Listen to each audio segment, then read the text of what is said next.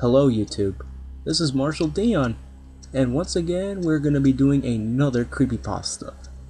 Now, this creepypasta in particular is one of my personal favorites. It's called Squidward Suicide. Now, if you don't know what it is, it's an alleged lost episode of SpongeBob SquarePants. And yes, sorry. Anyways, I'm not going to waste any more time, and let's get started with Squidward Suicide. I just want to start off by saying, if you want an answer at the end, prepare to be disappointed. There just isn't one. I was an intern at Nickelodeon Studios for a year in 2005 for my degree in animation. It wasn't paid, of course. Most internships aren't. But it did have some perks beyond education. To adults, it might not seem like a big one, but most kids at the time would go crazy over it. Now, since I worked directly with the editors and animators, I got to view the new episodes days before they aired. I'll get right to it without giving too many unnecessary details. They had very recently made the SpongeBob movie, and the entire staff was somewhat sapped of creativity, so it took them longer to start up the new season. But the delay lasted even longer for more upsetting reasons. There was a problem with the Series 4 premiere that set everyone and everything back for several months. Me and two other interns were in the editing room along with the lead animators and sound editors for the final cut. We received a copy that was supposed to be Fear of a Krabby Patty and gathered around the screen to watch it. Now, given that it isn't final yet, animators often put up a mock title card, sort of an inside joke for us with phony, oftentimes lewd titles, such as How Sex Doesn't Work instead of Rockabye Bivalve, when SpongeBob and Patrick adopt a sea scallop. Nothing particular funny, but work-related chuckles. So when we saw the title card, Squidward Suicide, we didn't think of it more than a morbid joke. One of the interns did a small throat laugh at it. Then the happy-go-lucky music plays as is normal. The story began with Squidward practicing his clarinet, hitting a few sour notes like normal. We hear SpongeBob laughing outside, and Squidward stops, yelling at him to keep it down, as he has a concert later that night and needs to practice. SpongeBob says okay and goes to see Sandy with Patrick. The bubble splash screen came up, and we see the ending of Squidward's concert. This is where things began to seem off. While playing, a few frames repeat themselves, but the sound doesn't. At this point, sound is synced up with animation, so yes, that's not common. But when he stops playing, the sound finishes as if the skip never happened. There is slight murmuring in the crowd before they began to boo him. Not the normal cartoon booing that is common in the show, but you could clearly hear the malice in it. Squidward's in full frame, and he looks visibly afraid. The shot goes to the crowd with SpongeBob in center frame, and he too is booing, very much unlike him. But that isn't the oddest thing, however. What is odd is everyone had hyper-realistic eyes, very detailed, clearly not shots of real people's eyes, but something a bit more real than CGI. Their pupils were red. Some of us looked at each other, obviously confused. But since we weren't the writers, we didn't question its appeal to children yet. The shot goes to Squidward sitting on the edge of his bed, looking very forlorn.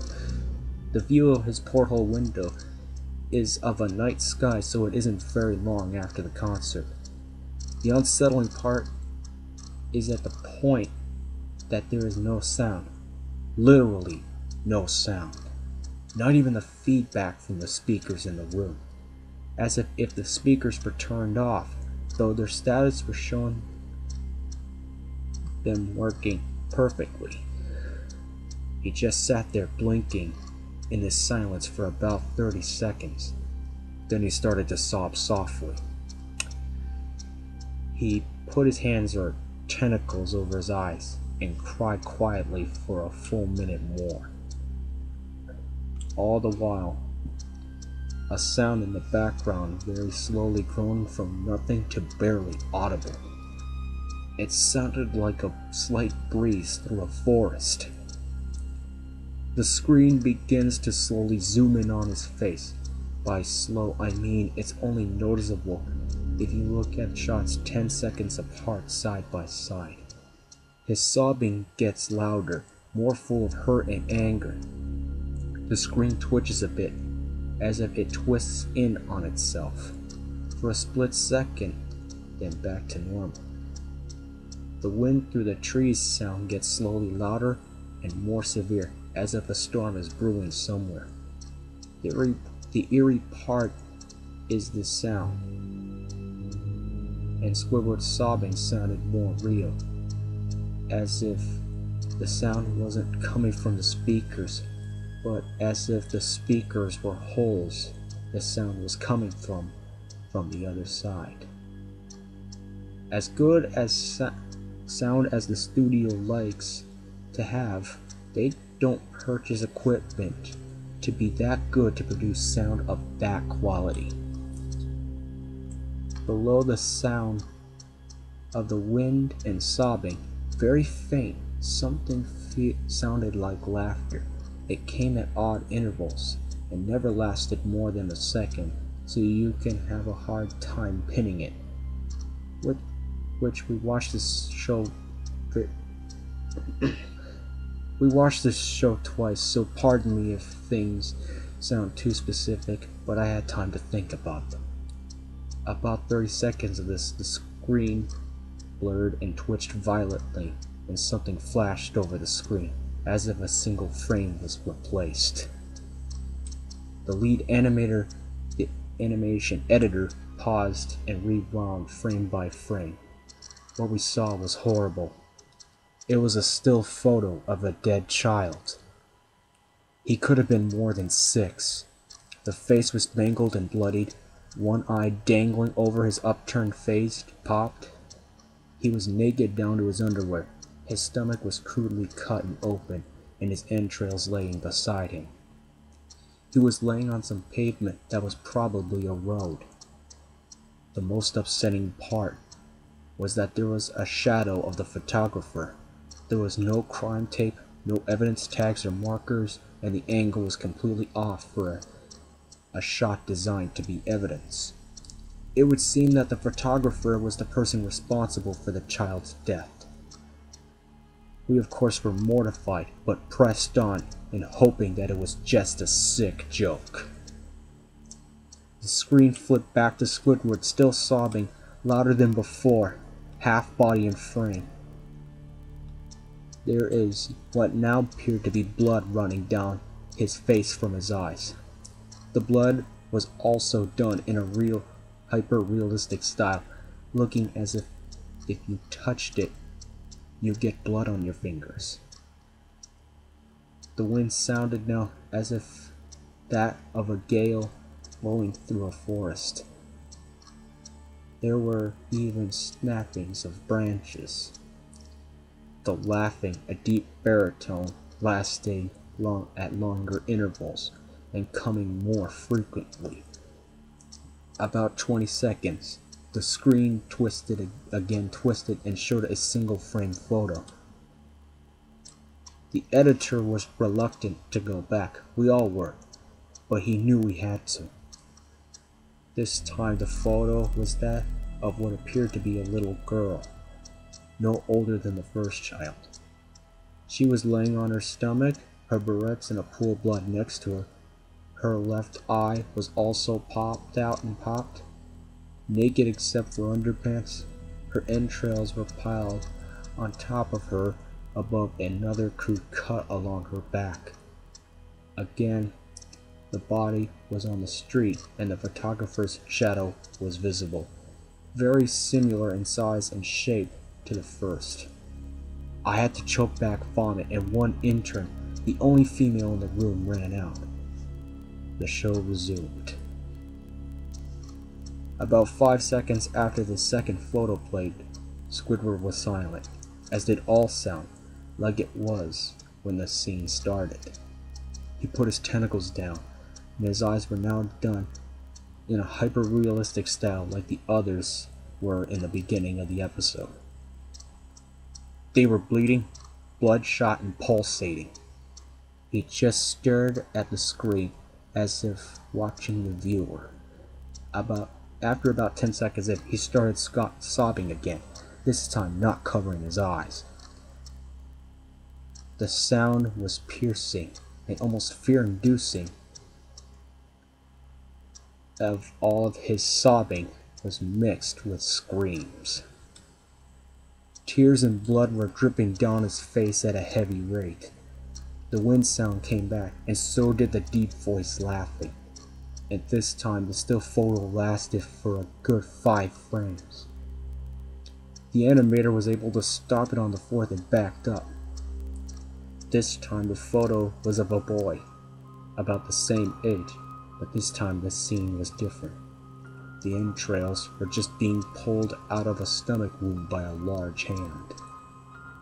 The right eye popped and dangling, blood trickling down it. The animator proceeded.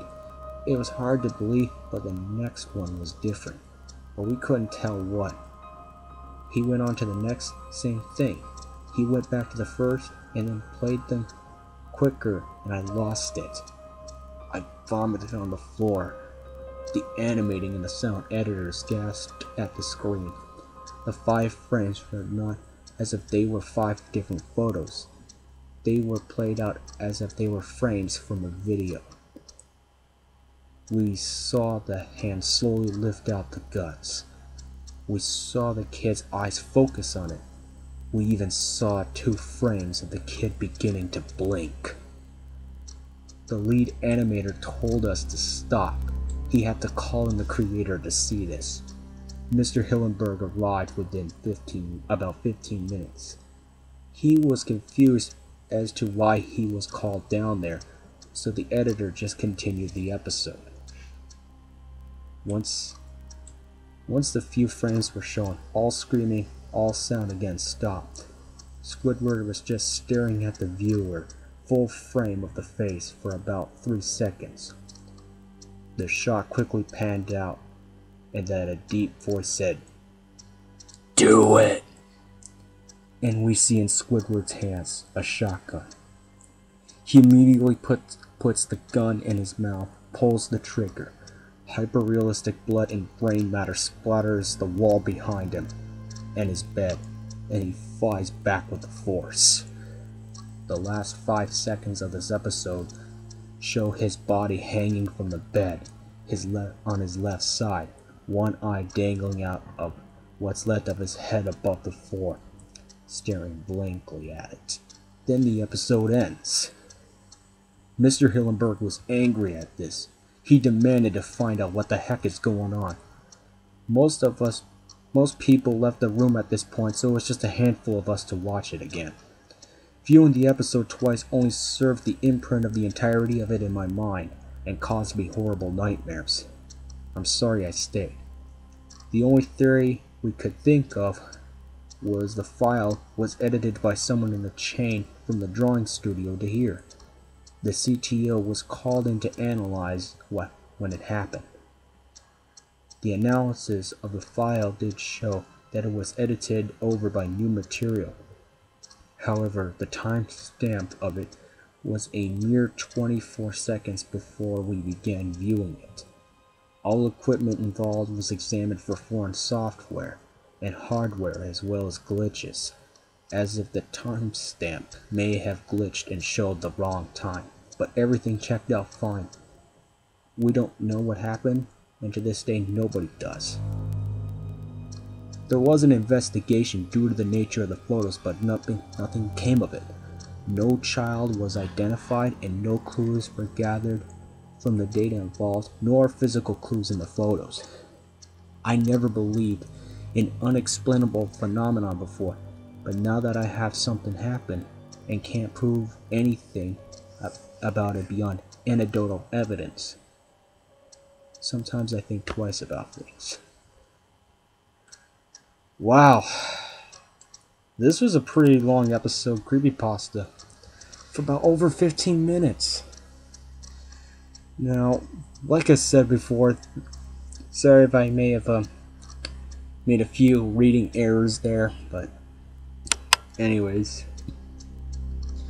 This is one of my personal favorite creepypastas because I'm pretty sure everyone remembers when they used to be kids, they used to watch SpongeBob all the time, and well,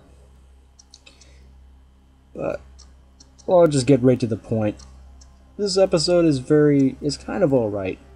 It's just that there was some stuff that were just put in there just to probably just add a bit of the creepiness and disgustingness into the creepypasta. I mean, with the overuse of hyper-realistic blood and all that sort of stuff, and that the photos of the children were just put in just to scare the viewer.